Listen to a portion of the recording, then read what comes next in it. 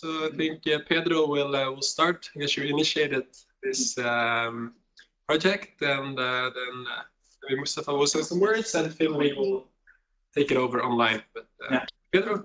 Yeah. Yes. Yeah. Oh, yeah. We can see the presentation now. Yeah. So we've been working with this for some time now. So as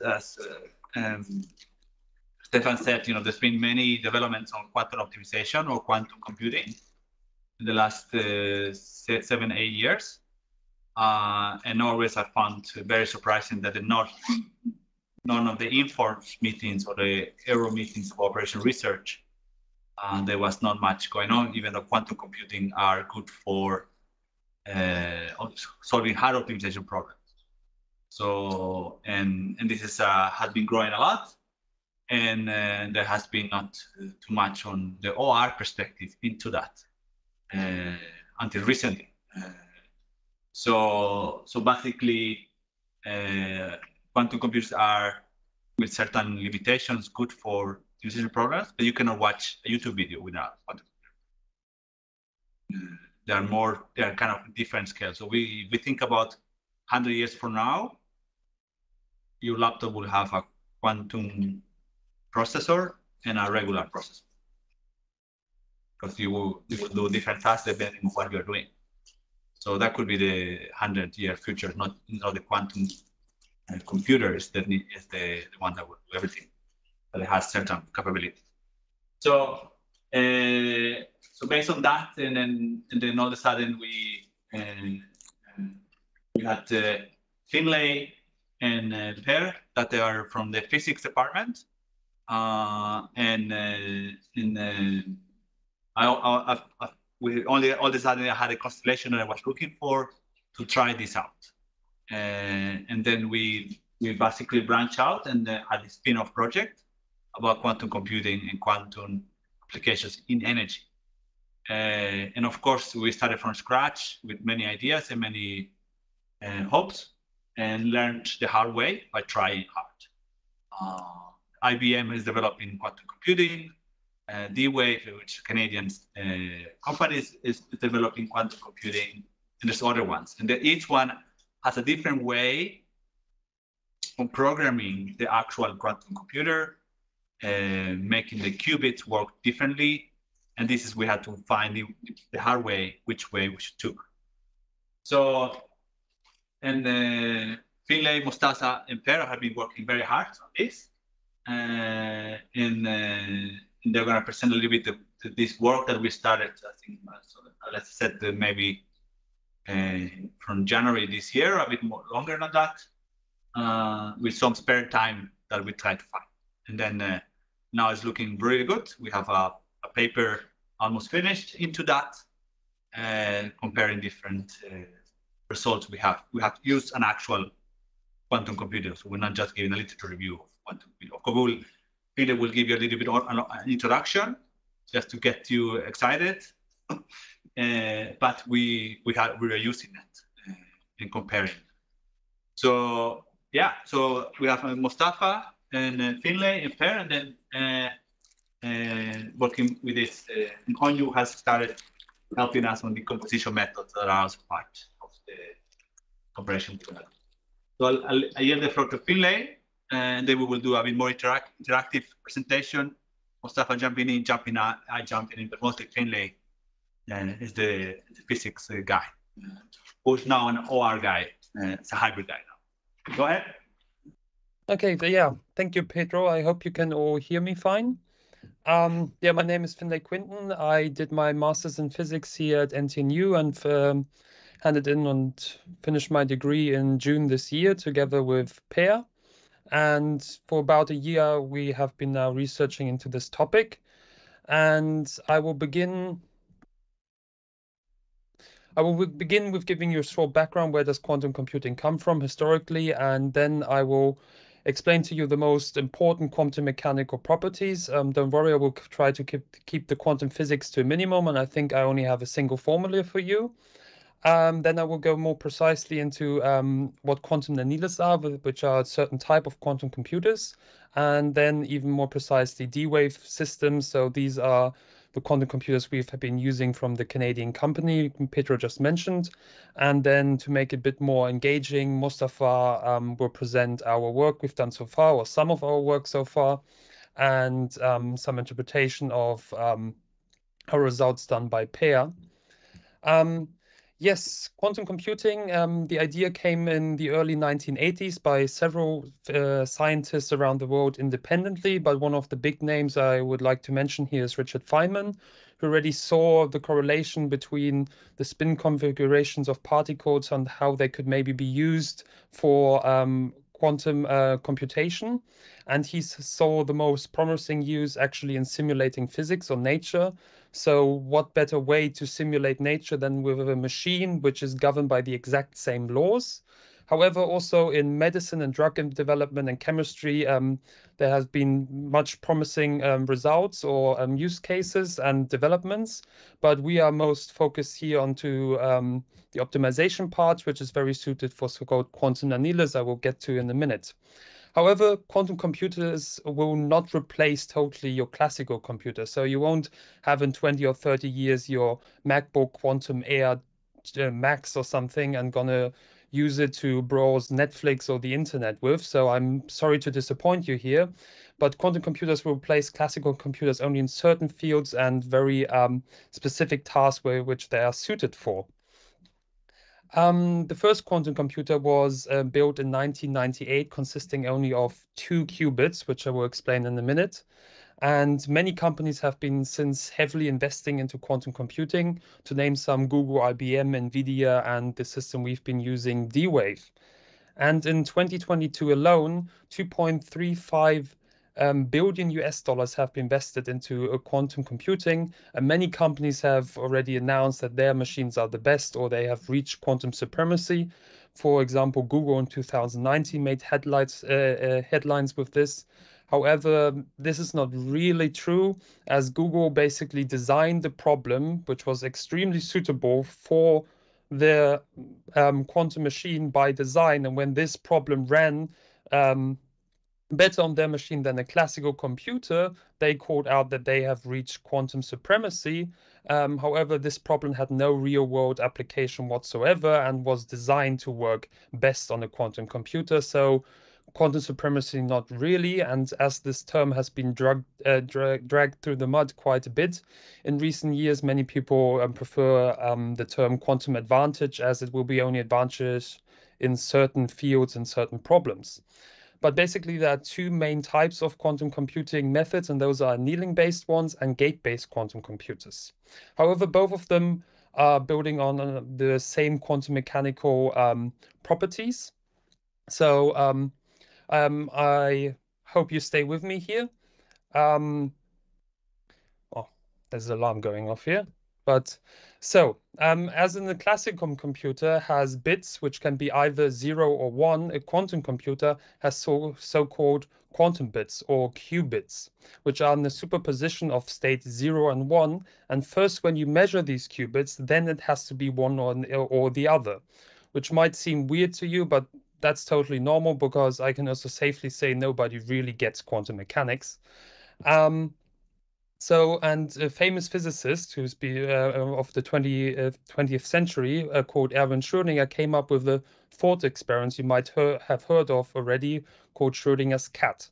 So I want to stress here thought experiment. So Schrödinger did not actually put a cat into a box with a radioactive element and committed some kind of animal cruelty. No, he just had a thought experiment to relate the realm of quantum mechanics and what superposition and how you could visualize this in everyday's life. So he came up with this experiment, which I've got a little drawing of here below. So he thought, if you put a radioactive isotope, which has a certain probability to decay, governed by the laws of quantum mechanics, and if it does, it will trigger this hammer to destroy this glass, releasing a toxic poison, which will then kill the cat in the box. So if you now close this box and let some time pass and view this experiment classically, there's a certain probability that this poison was released and the cat will die or not. However, you would say in the classical view, this cat is either dead or alive, and you're just missing the knowledge. And if you look into it, you will know. Unless you wait long enough, then it might start smelling, but that's a different issue. However, if you look at this experiment from a quantum mechanical view, actually the cat is not dead or alive before you open the box, but it is in a superpositional state of both. It's actually dead and alive at the same time. And first, when you open the box and look inside, then the cat has to be one or the other. So this is quite weird, but this is how it is, and this is quantum mechanics. And often when I talk now about these states, a quantum property called spin of particles is used, where the alignment of the spin direction towards the z-axis is often here illustrated. So this arrow pointing up would correspond to the state 0, and pointing down would correspond to the state 1. And then you could illustrate a superposition of both these states as, for example, an arrow pointing to the right or the left. If you then measure these qubits, then it has to fall into one or the other, but before it's actually in a superposition of both. And it has a certain probability to be then measured in one or the other state. And here's one of the key features. You can control this probability by inducing or putting a magnetic field to these qubits. However, just having one qubit doesn't really give you much of a computational advantage, and you need another quantum mechanical property, and that's quantum entanglement. So you can entangle two or many different qubits or quantum mechanical particles so that a change in one of them will instantaneously, without any time delay, even across the entire universe, would force the other particle to fall into another state. To illustrate this, I show you here two particles which are entangled with each other, particle 1 and particle 2, where each of them can be either in the state red or blue. If you now measure particle 1 and you measure it to be red, then instantaneously particle 2 has to be in state blue.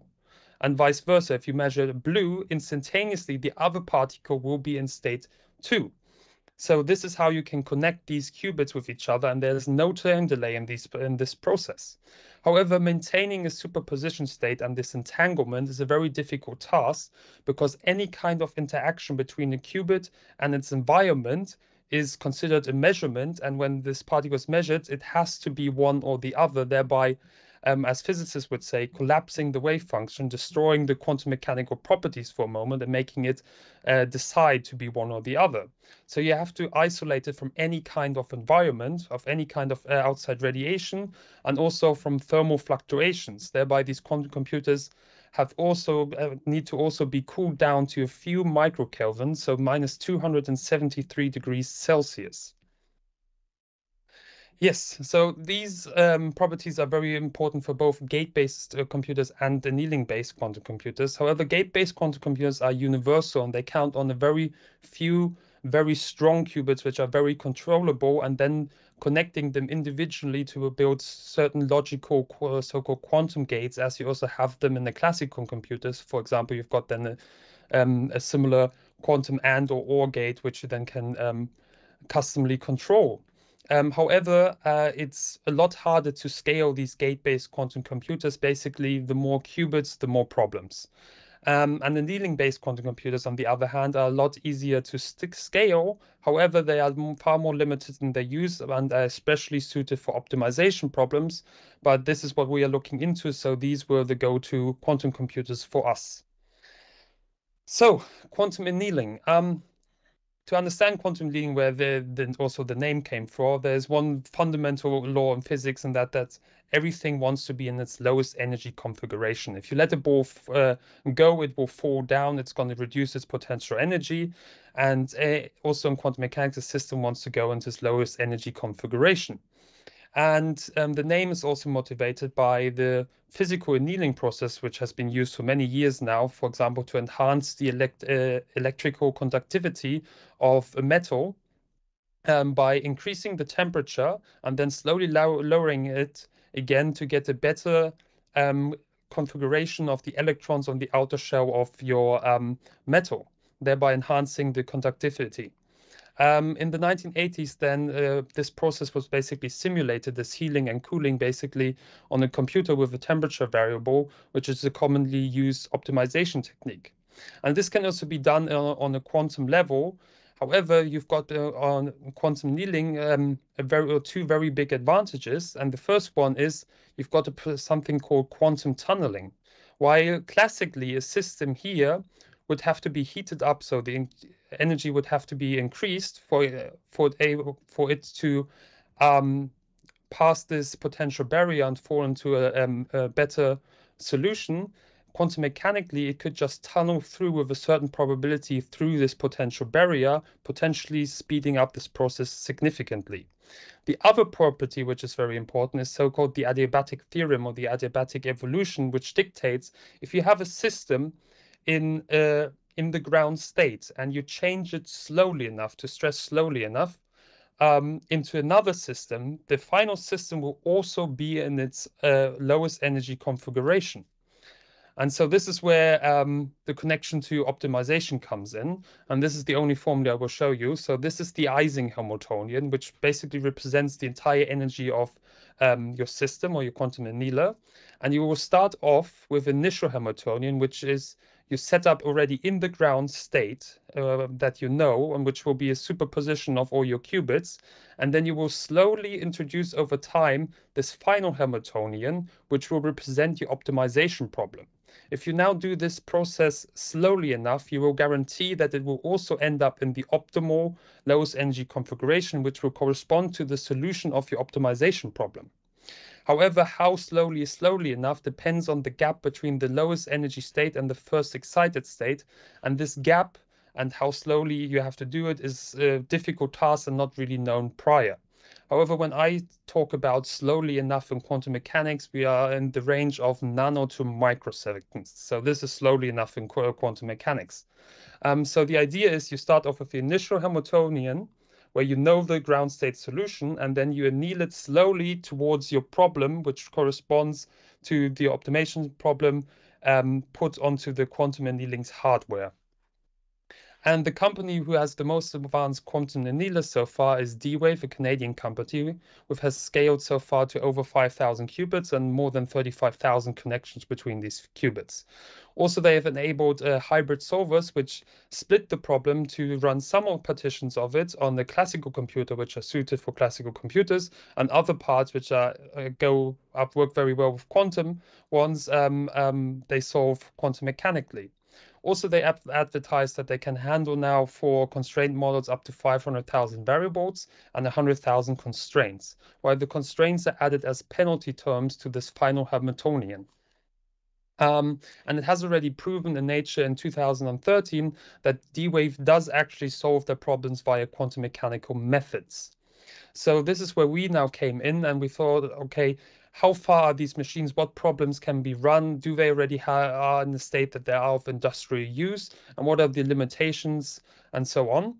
And this will now be presented to you by Mustafa.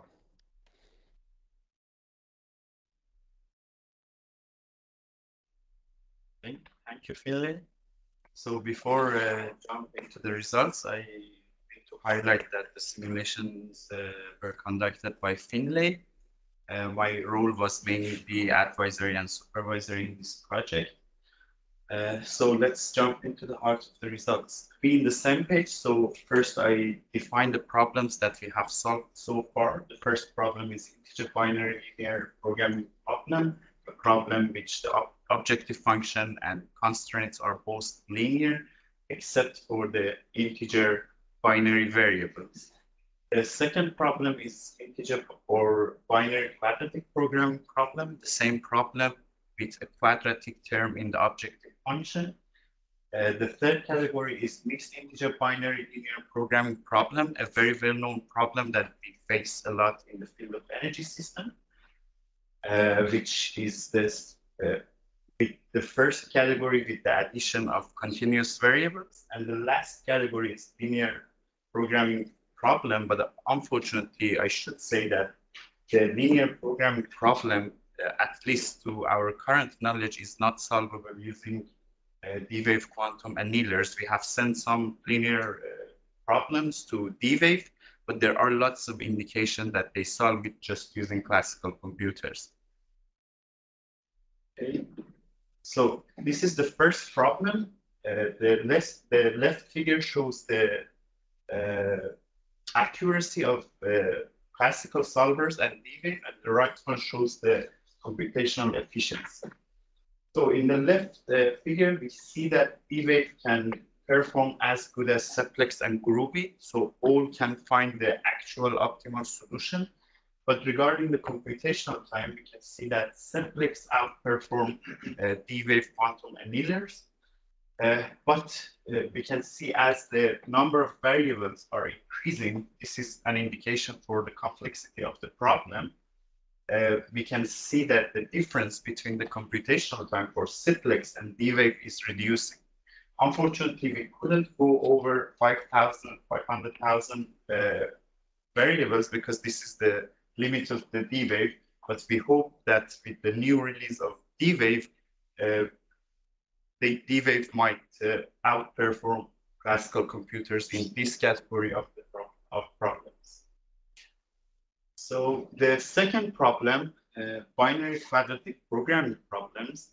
So this is where the features of D-Wave comes into the picture. We can see that Seplex, even with 7 as the sum of the constraint, this is also an indication of the complexity of the problem, doesn't perform good at all. We have put a limit of 1,000 seconds for Seplex, but the Seplex couldn't find the most optimal solution within this limit. Groovy performs even worse than this, but D-Wave could solve the problem faster than all the solvers, and this doesn't increase by increasing the complexity of the problem. The closest solver to D-Wave in this case was IPOpt, which is designed for this kind of problems, but it is still worse than D-Wave in both the accuracy and computational efficiency. This is because the binary quadratic programming problem is very closely related to Isaac Hamiltonian. Therefore, it is very suitable for quantum computers. If you have any problem in hand, which is in the form of a binary quadratic programming problem, don't doubt going for quantum computers even now. And I think in this program and the previous one, we just formulate a general integer program, so not modeling something specific. Yeah, just created some constraints and some objective functions that had these formulations, but not modeling specific behavior or specific phenomena. Just to Did you try like binary or stochastic optimization? No. Integer variable, not so far. No. Do you have intention to try these? I mean, these are also integer optimizations, though. So we have a plan for the stochastic part, because we have a.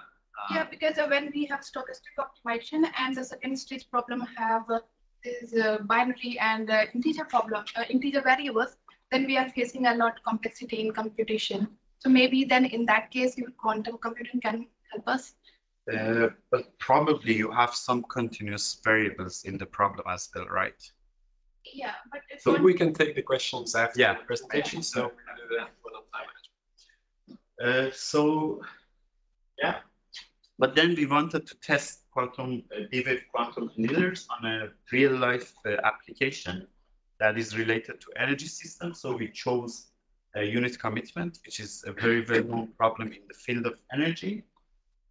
For those who may not know, this problem tries to find the least cost solution and meet the demand in electricity system in a way to coordinate the generator productions.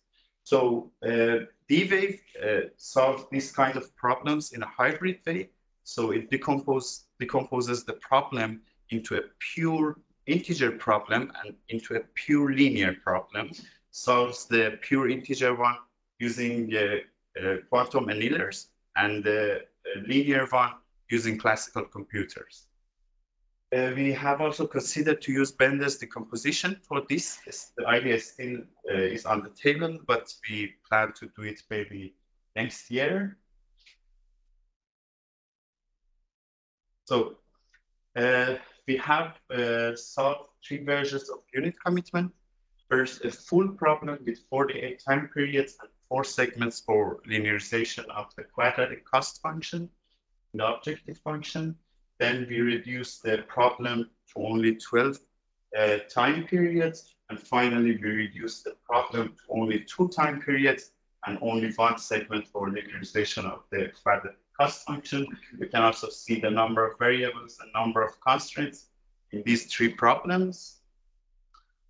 So for the first problem, the blue bars here shows the hybrid solutions we obtained from D-Wave, and the red line is the actual optimal value obtained from classical solver. Unfortunately, we can't see any orange bar here, meaning that D-Wave couldn't find even a single feasible solution. In this case, although it was much faster than classical computers, this is an advantage. So I guess we'll discuss this at some point. So for the first reduced problem, we can see that we have a few feasible solutions obtained by quantum annealers, but still it's far from the actual optimal value.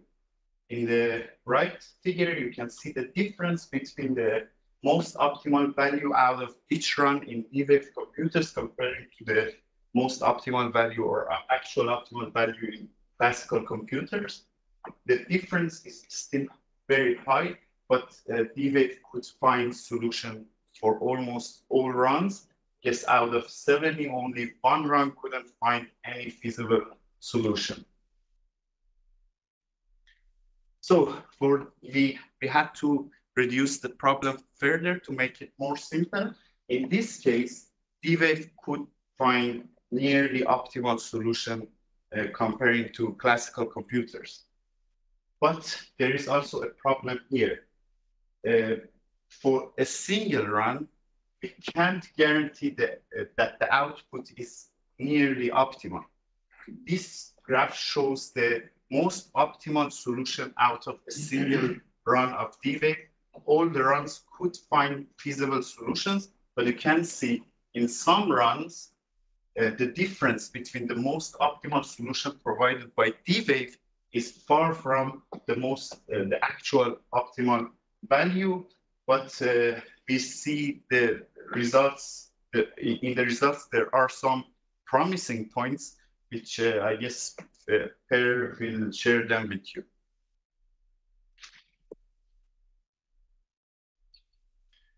Okay, hopefully you can hear me okay. So thank you, Mustafa. So I'll just quickly run you through some possible sources of errors or uncertainty we've managed to identify with this approach so far. So to begin with, as Finley has already mentioned, the optimal solution to your optimization problem will coincide with the minimal energy configuration of your physical quantum computer. So in order to guarantee to get the correct result, you need to stay in the lowest energy state, which you don't know if it's possible or not when you try to run your problem. If it jumps out of the minimal energy state, then you cannot guarantee that it will jump back down again, and thus the output of your machine might not be the optimal solution. Secondly, could be hardware issues. I mean, these are physical machines, right? So there might be mistakes implemented in the manufacturing process. This could result in faulty qubits or physical qubits that don't behave the way you want them to or don't behave in an unexpected way. And in addition to the qubits themselves, the couplers between the qubits, which are the part of the computer that encodes the entanglement information, might also misbehave or behave in unwanted ways, and thus you lose some of these quantum properties you wish to extract information from. Finally, when we have been working this past year almost, or past 6 months at least with D-Wave, we have been submitting our problems to their hybrid solver. So in general, the way this works is that it receives a problem, then it has to figure out which part of the problem to send into the quantum computer and which to solve in parallel classically. So that's also an optimization problem in itself, trying to figure out which part of the problem to send to the quantum and to the classical. And then once it has decided which part it wants to try to solve quantum mechanically, it needs to embed the problem onto the physical hardware, meaning that it needs to choose which variables will correspond to which qubits. And this, again, is an optimization problem. So we cannot guarantee that the optimal solution to this is done every time. So then from some a bit negative slides, or maybe a more positive future-looking one, the field of quantum computing in general is moving forward at quite a good pace. Both D-Wave with their quantum annealers and other companies also with other types of approaches to quantum computing. So speaking for D-Wave, they released their first public available version in 2011, containing only 100 or so qubits. Then in 2017, they released their first like really functioning publicly available one with 2,000 qubits. And then 3 years later, they released a massive upgrade called the Pegasus with 5,000 plus qubits, which is a system we've been using now, or we've been using the advantage, the sort of the next generation, the upgrade to this machine. And then already they have announced for next year, they're planning to release yet another step above, a new way of building their computers, also with more qubits. So I think it's safe to say at this point, with all the investments being put into this field, that we are catching it at a good time. It's rising in importance, and the technology is moving forward. In addition to having the hardware itself being developed, it's also important that people like us, for example, are trying to test exactly where the limits of the systems are software-wise. Like what types of problems can we actually solve on these systems? Because even though the physical or hardware itself is being upgraded and moving forward, it's only as good as the problems you try to figure out how to solve on these systems. So with that being said, I pass the word on to Finley again for some concluding remarks. Yes, thank you. So to just summarize our main results from our work. So quantum annealers are best suited for so-called QBORDs, quadratic unconstrained binary optimization problems. However, they also work well with a certain level of constraints. However, the more constraints, the smaller the energy gap, the more complex the problem, and the less likely it is to find a feasible solution. However, if you have a problem that is very closely related to the Ising Hamiltonian, there is already a quantum mechanical advantage right now.